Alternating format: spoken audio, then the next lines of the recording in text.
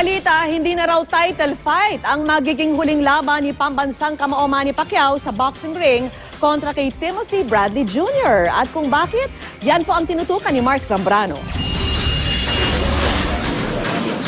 Inanunsyo ng World Boxing Organization o WBO na binitawan na ni Timothy Bradley Jr. ang WBO welterweight title.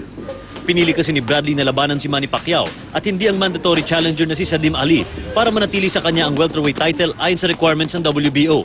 Dahil dito, hindi na magiging title fight ang ikatlong pagtotoo si Pacquiao at Bradley sa April 9 sa Las Vegas. Ayon sa sulat na pinadala ni Bradley sa WBO noong February 4, ikinalulungkot daw niya ang pagbitiw sa welterweight title pero pinili niyang tanggapin ang laban kontra kay Pacquiao dahil mas magiging maganda ito sa fans at para sa kanya.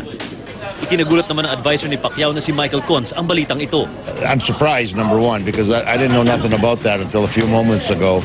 But our contract says it's a title fight. I don't know what happened with Bradley and the WBO, so, I'll make some inquiries.